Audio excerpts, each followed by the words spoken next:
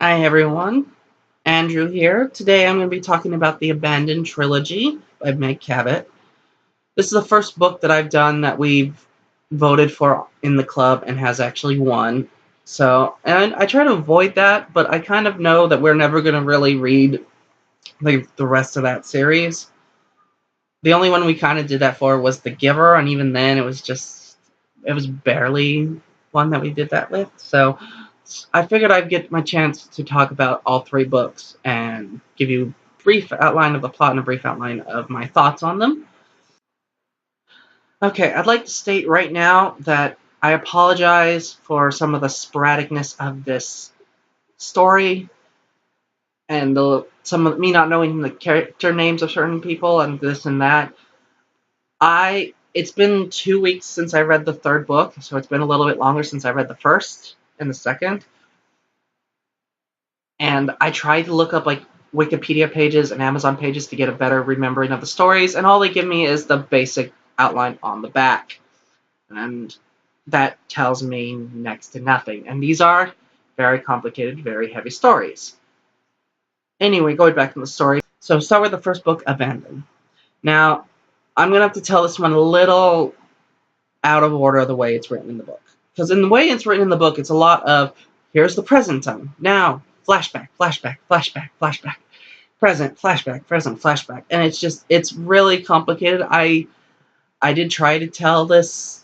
This is this later recording. I did try to record this telling it the way it's written in the book, and it gets super confusing, and I could not do it. So I'm just going to tell this from chronologically how it starts. So at the beginning of the story, we see a young Pierce Olivier, and I don't know if I said her name right. I apologize now. She's around 8 years old, travels to the island of Oasis, also known as the Island of Bones, because when Europeans first stumbled on there, after a huge storm, all of the graves had been washed up and there were bones of the dead scattered all over the place. So she is there for her grandfather's funeral. While walking through the cemetery, she she finds a pigeon that has hit a tombstone and has died, and she's very sympathetic and holding it and is crying. And this gentleman, around 18 years old, all dressed in black, shows up to her, and he's like, "Oh, what's wrong?" And it's like, "Why are you sad?" And she's like, "This bird has died, and I feel really bad." So the gentleman takes the bird, puts his hands on it, opens his hand, and the bird flies off. And this is important. This is important. I'm gonna talk about it a little bit. So basically, a couple years pass, and she turns 14, and she has a near-death experience. She tripped on her scarf, fell into the pool, and drowned, and then was able to be revived due to hypothermia. But while she was drowned, she awoke in this dark cave in a line of people, and she was wet and shivering, and she didn't understand what was going on, and no one was telling her what was understand. And she sees the gentleman from the cemetery again, on top of this very large, very demon-looking horse. And she goes, "Oh, I know him. He can help me out. I can." So she goes to talk to him. He doesn't recognize her right away, but he figures out and basically goes over and wraps her in a blanket. And he's like, "Are you okay?" And she's like, "I just don't want like." And he asks her, "Do you want to leave? Do you want to be away from here?" And she said, "Yes." So they instantly teleport, and I mean that literally. They do teleport because he has that ability to his house. And he tells her that his name is John Hayden, and that he is a keeper of the underworld. Basically, he is the guardian of the underworld and protects it. And she's not able to come to terms with the fact that she's dead, and she's like, "What about all those people online? Like, they're dead too." And she's like, "Wait, was that the..." And figures out that those were the boats of the afterlife. Like, "Oh, I'm supposed to be there then." And he's like, um, you kind of missed the boat." She's like, "What?" It's like, "Well, you asked me to get you away from there, so the boats came and took everyone, and now you're here. You can't go. Basically, you can't go back. You chose to not get on the boat. And he's like very calm and very trying to be sympathetic, but not doing the best job at this. And he's like, "Don't worry, this isn't as bad as it seems," and gives her a cup of tea and tries to calm her down. She throws the tea in his face, takes off running, runs through a door, and wakes up in the hospital. Ouch. I forgot one major important thing. During this time, he gives her a gift. He gives her this necklace that is supposed to be the necklace of Persephone. And it changes color depending on the situation. But he gives that to her. So when she wakes up in the hospital and she's like, most people can you pass it off and like, that was a weird dream. But she can't do that because she has the necklace. Anyway, 2 years have passed. Her parents have broken up and she has gotten into some trouble. So her mom decides that she and her are going to move back to Isla Oasis, Isle of Bones, and Pierce is going to start school there because they're known for helping kids with troubled, basically helping troubled youth. During a party that her mom is throwing to help celebrate, we're back, we're having fun. Pierce is sitting out on the back porch with her cousin Alex and her uncle, who her uncle has just gotten out of prison after 10 plus years, and he's living with his son and his grandma in one house trying to find work type of thing. And they're asking her, about,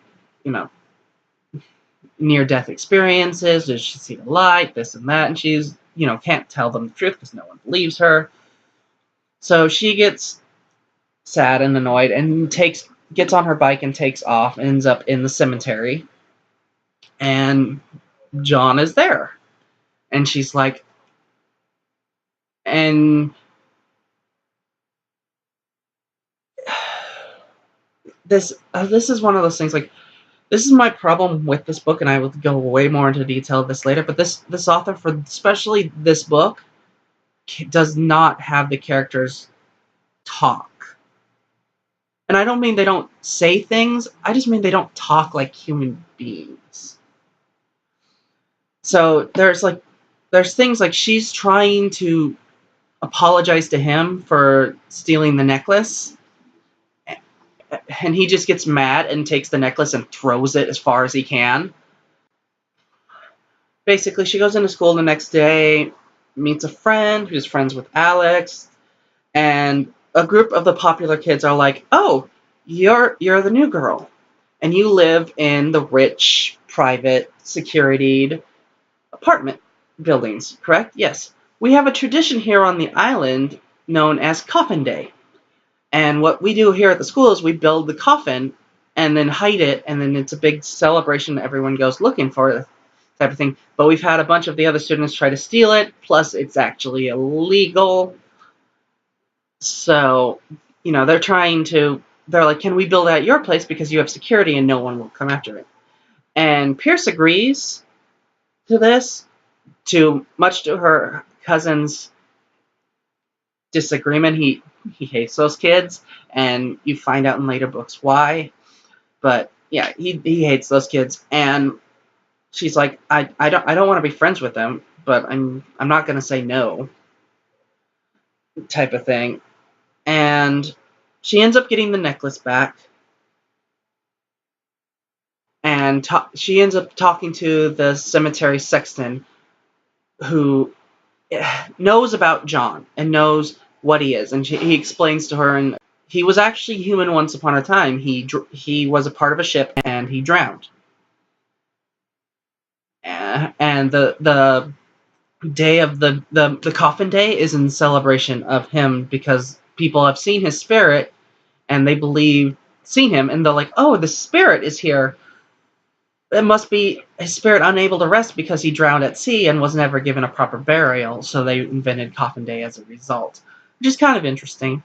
And he's the one who tells Pierce, "You need to think about this from his perspective. You need to, you keep looking at him and talking about him like he's this dangerous wild animal, but he's been alone for 200 plus years, and just needs someone to listen and understand him. Again, like, this is something that she should have been able to think up on her own. But no, she has to be told this. Yeah. Basically, she gets the necklace back, and John shows up at her place, and she finally just has a conversation with him and just talks. And it's like, I apologize for throwing the tea in your face and running away. I was scared. I was 14. I didn't understand what was going on.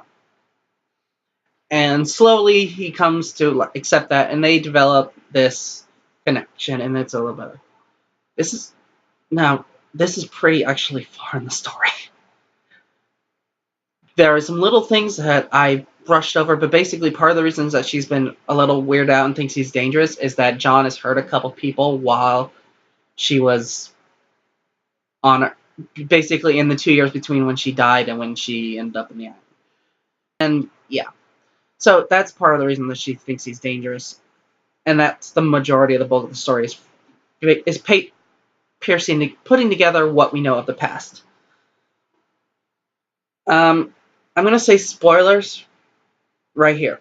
So if you have any plans to read any more of the books, or to actually read the first book all the way through, I would stop the video now. Because there's a lot that I'm going to talk about, and there's going to be... I'm like, normally I'm a little bit vaguer on some of the stuff that happens, but again, this is one of those ones where I have to say what happens at the end of the book. Otherwise, books 2 and 3 don't make sense. So, spoilers again. So, Pierce goes into school the next day, and she's noticed that her stone changes color depending on the stone on her necklace changes color depending on the type of person she's around. And when she was around the guy that led to her friend's death, it had turned black. And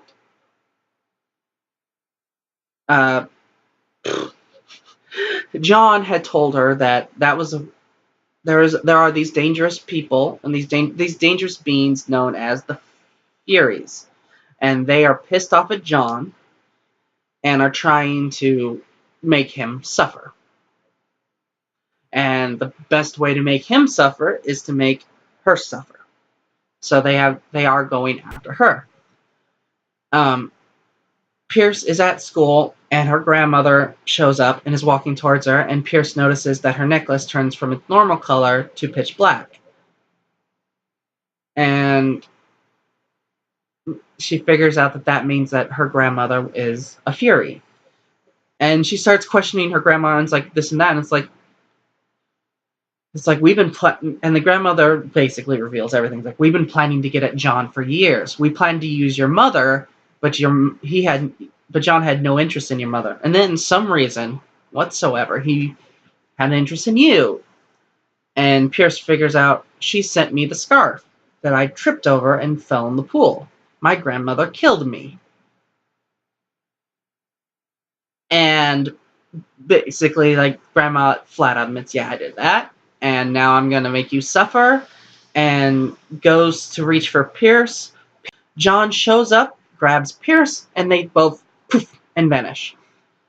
And the end of the book is Pierce he's taking her down to the Underworld, and she's like, well, now I know how we can detect them so we can be safe. And he's like, you're not going to ever be safe on the surface. You're not going back. Basically, you're going to stay here in the Underworld with me.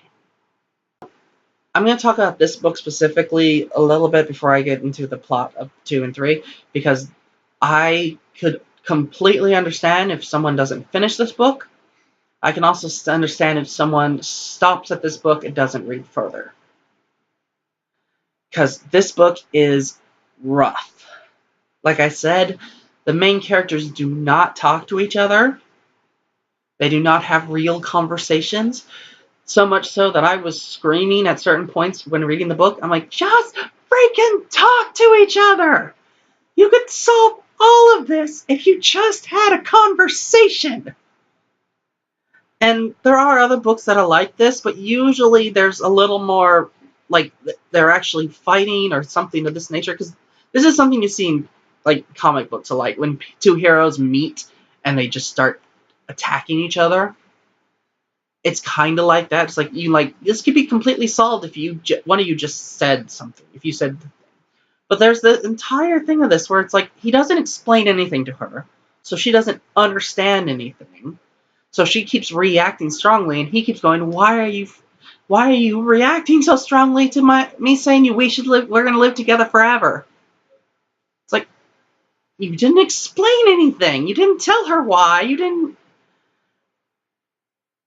and this book lost me from the very beginning. The book starts with her talking about the myth of Persephone, which this is a modern retelling of the Hades Persephone myth. And it starts out with her saying, Persephone had it easy. She had nothing on me. And me looking at the book going, Hades raped Persephone in a number of her versions. Do you really think that your life, your existence, your story is worse off than a girl who was kidnapped and raped? Really? And having read the book, it's like, no. Your story is nowhere near as bad as the lightest Persephone stories. So, yeah. But it's a good concept. The concept is interesting. A modern day retelling of Persephone's myth with this was interesting, which is what kept me reading. And I will say, the last 75 pages of the book, no, that's too generous. The last 50 pages of the book are really good. When she sits down and talks with him, from that point on, the book's pretty good. It doesn't help that that's 200 plus pages into the book of you having to piece together these really badly written scenes with this really hard to follow narrative. So, yeah, this is not a very good book in my opinion. However, this series has two saving graces, i.e. the next two books. Alright, so we get into the second book, which is Underworld, which is really good title, seeing as it starts in the underworld.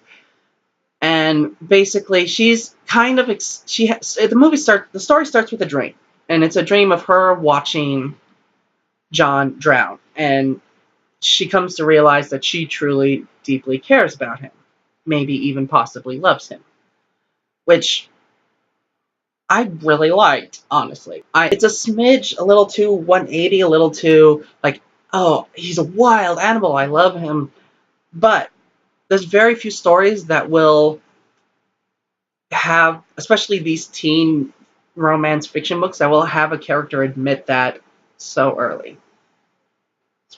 And especially when it's even like fairly clear. Like this one though, once she talked to him, and once she sat down and listened to him and heard his explanation and got to get, hear his side of it, I can totally understand why she would fall in love with him, because he not only did everything for her, but he has suffered to let her stay on the surface, type of thing. The Furies have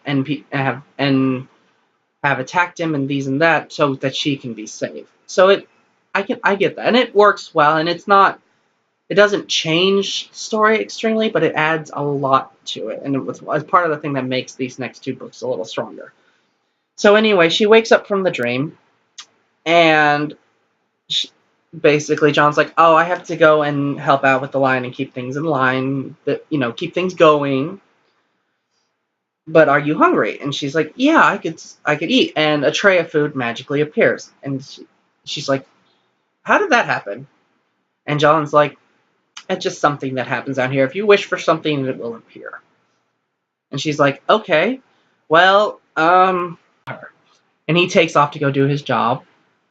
And she basically goes into the main living room, finds her bag, pulls it up, and she's like, pulls out her phone. She's like, I doubt I'd have any signal here, but keeps it on her anyway.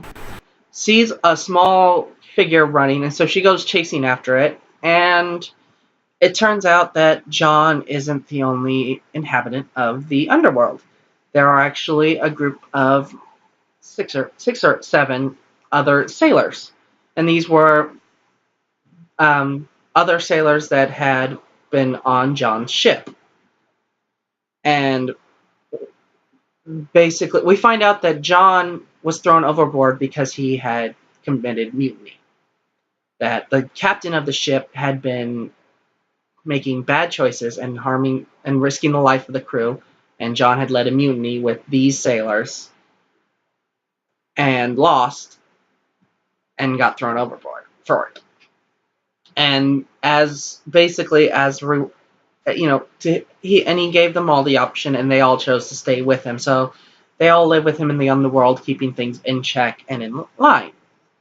And while she's talking to them, and there's a good, really interesting cast of characters. Sadly, I don't remember any of their names, which says something, I guess. They're all kind of like the tough piratey character, which is cool. You got like the little boy character, you got the tough, you got the blind sailor, you got the guy who's trying desperately to make beer out of in a tub, and it's just not working. It is a really good cast of characters who all have names I don't remember. But Pierce gets this message on her phone, and she flips it open and looks at the image on her phone, and it's of her cousin Alex, clearly trapped and in danger. And she's staring at it, and the gem on her necklace has turned black, she's like, "What is this?" She's like, "Oh no, God, he's in trouble. I need to go save him. We need to go rescue him now." And they're like,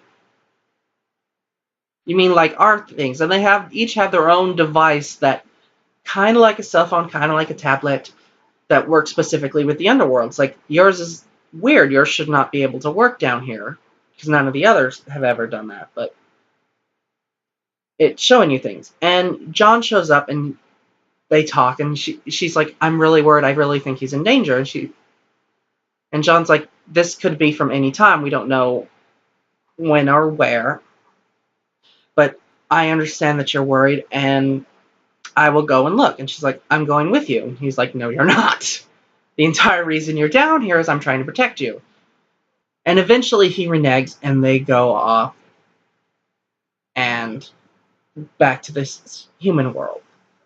And they run into the sexton, and the sexton's like, "Do you know what you've done?" Because there's security camera footage of him with the grandma. Not very the best picture, but they can tell that someone hit the grandma and that him and her ran off.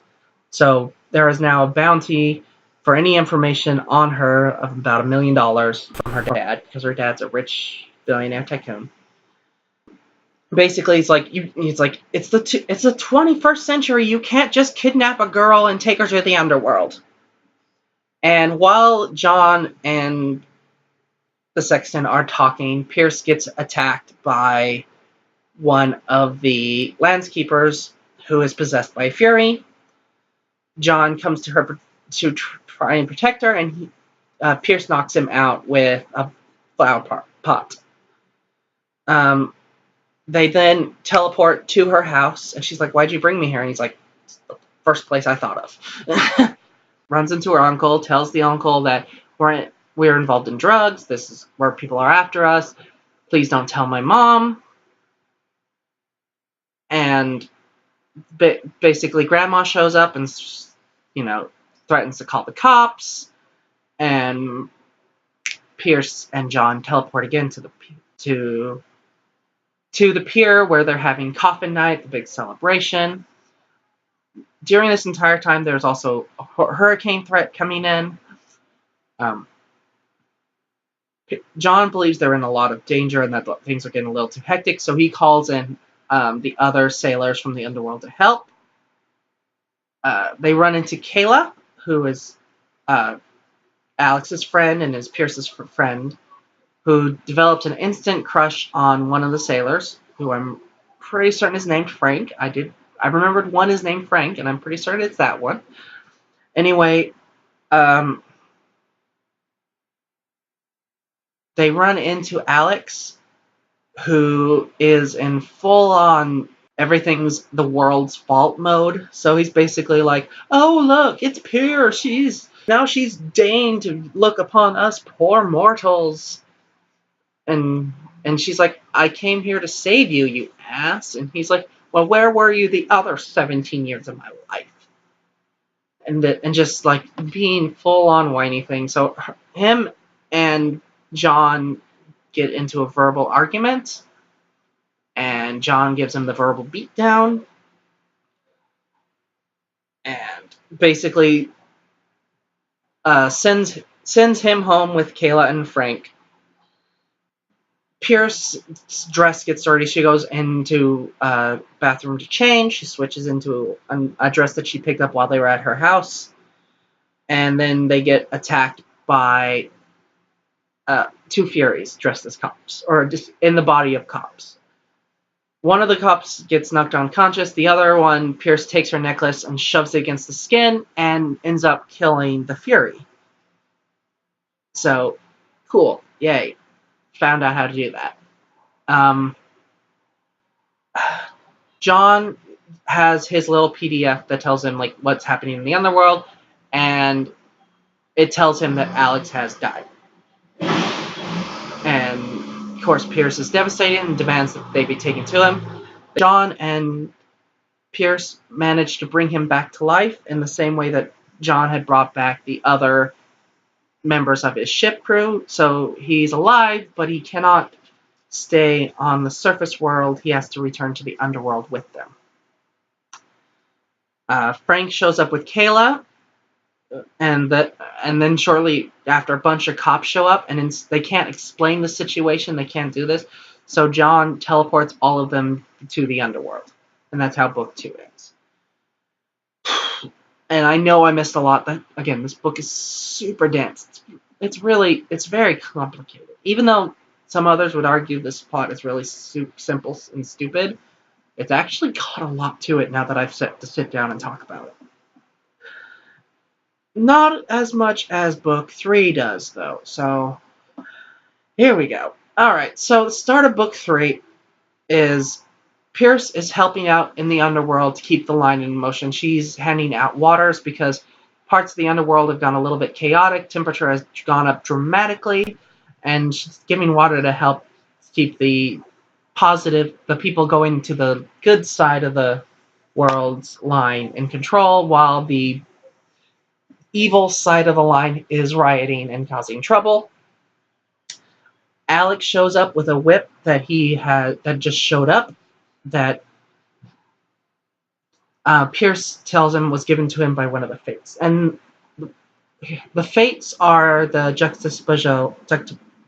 the opposite of the Furies. I wish I could say that word. I can't say it right now. But the Furies are all the evil and hatred and darkness in the world, and the Fates are the good, doing the right thing, the lightheartedness of the world. And the Fates are the ones who drive the boats for the underworld. They're also the ones that provide all of the supplies that you just ask for something and it appears. John shows up and gets super mad because the whip was his father's whip. And takes it. And then the boats show up, but it's clear that there's no one driving them anymore. That the Fates have abandoned the underworld. And there are a bunch of crows in the sky, and it's clear that things are going chaotic. John teleports to the boats to crash them before they can crash into the pier and cause damage and kill the spirits of the underworld type of thing. Basically, he succeeds in doing that, but he washes up on shore, not breathing. They grab him and take all of the souls to the end of the world to the house. And the Underworld doctor, the ship's doctor, says that he sees no sign of John recovering there. He is essentially dead. Which, yeah. And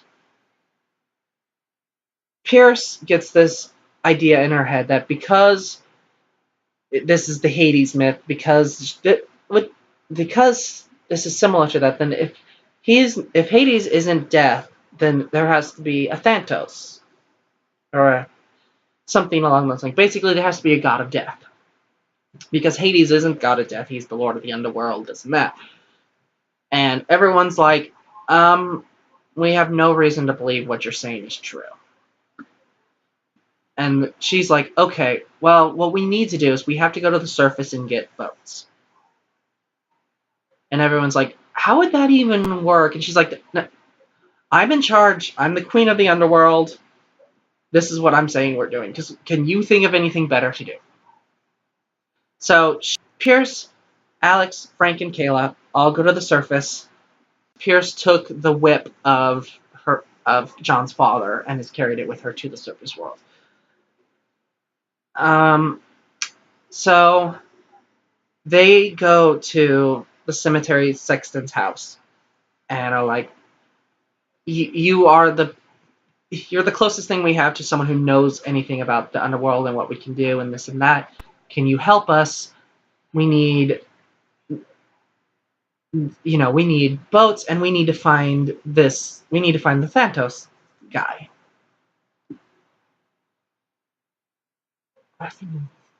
Basically, and he ends up loaning them his boyfriend's car, which is basically designed for this kind of weather because they're in the middle of a hurricane. So they take off, and Pierce has the idea, or believes pretty clearly, that the person who has the soul of Thantos is the rich kid that killed Alex. And so she's like, we need to go to where they are. It's like, well, they're having a party on this island that's separated from, the main island of Bones. So, I don't know why I did air quotes. Don't worry about it. So they go off and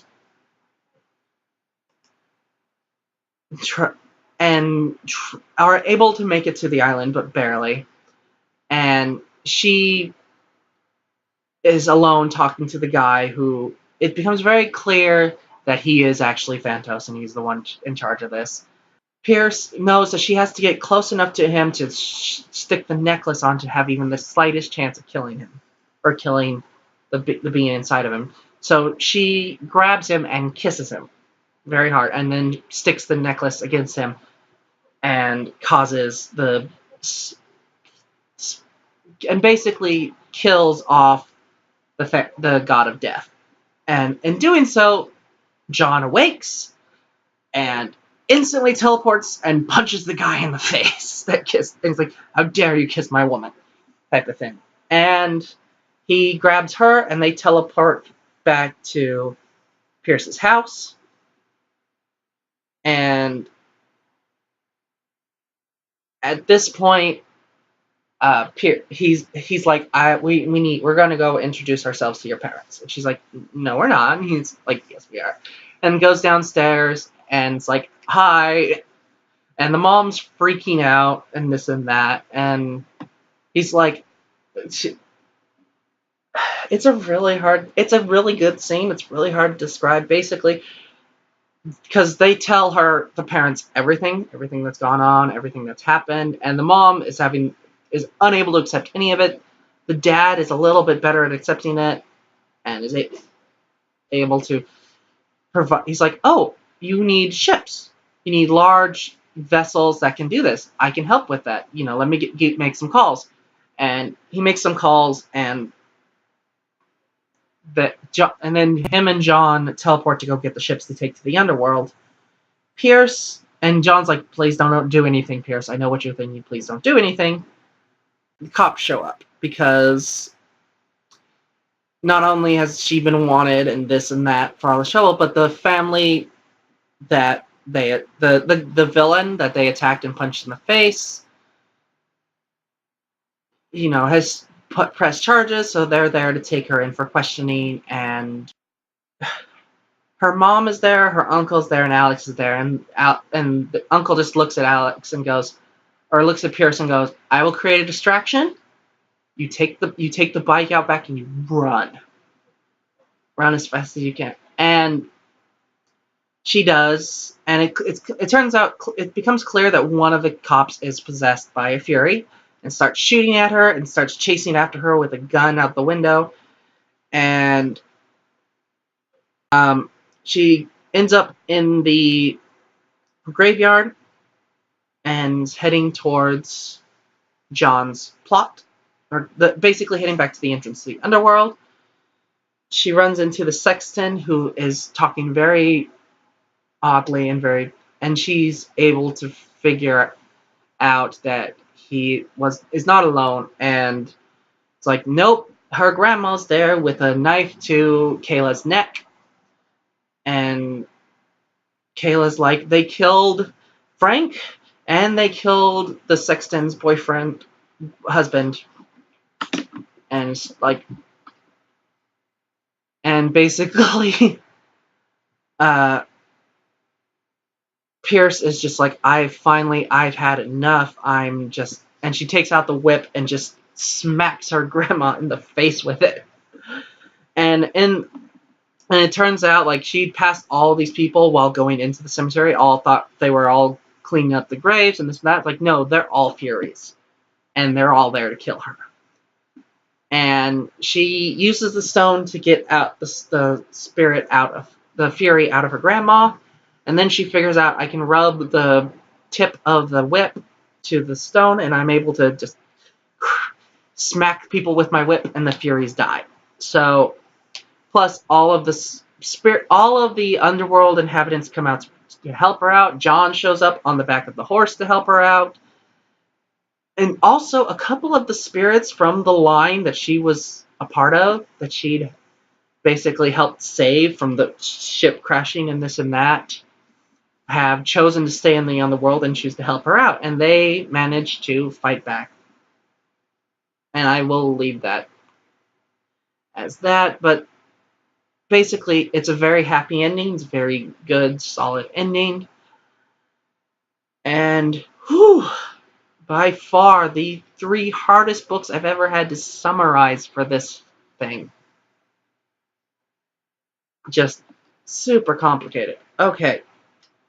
So, I already gave my opinions on Awaken. I didn't think it's that good a book. That said, Underworld, or Abandon. I did not think Abandon was a good book. Underworld and Awaken, book 2 and 3, however, are very good, if not phenomenally good. They have, like, first off, the problem with the first one of the characters not talking, yeah, the conversations are much clearer and much easier to follow and have realistic conversations, and that improved the book dramatically. Plus, the action is good, the storytelling is good, the characters are well.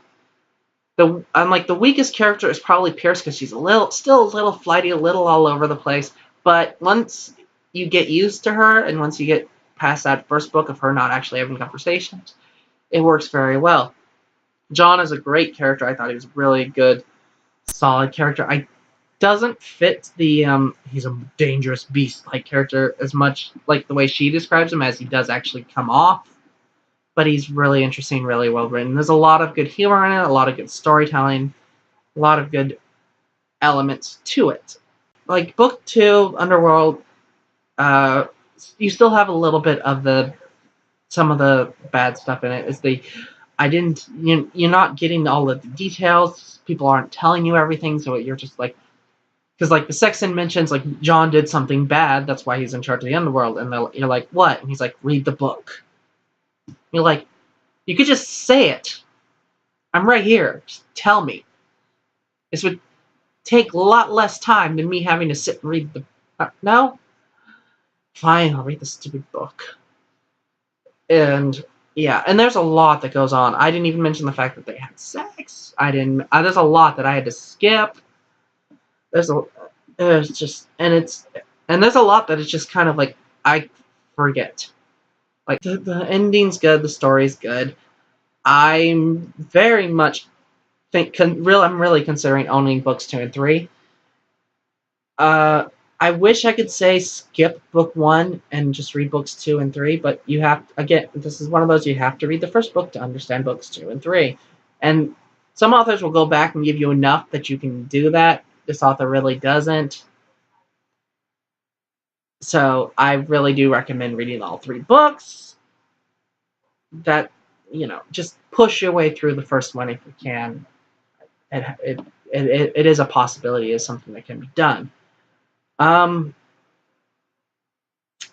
So overall rating wise, I would have to give book 1 a 3 out of 5. And that's me being very generous. I'm like, it has a lot of flaws, but it has a good concept, and the last 50 pages of the book are pretty good. Books 2 and 3, I'd give 5 out of 5s. Very good, very fun, very interesting reads. Challenging, but not so challenging that it's, they're fun, easy, quick reads. I read 200 pages of Awaken in 2 days. Actually, I read 250 pages of Awaken in 2 days. I basically sped it up to get put today. So it's a very good, very strong book. I highly recommend it. Yeah. So hopefully I'll get to do some more of these in the upcoming year when we start doing the every other month thing. So hopefully I'm planning to do a couple that I've just read them fairly recently, and I just want to talk about the series overall. I don't know when I'll get to those. We'll have to see, but yeah, I'll see what I can do. Happy reading.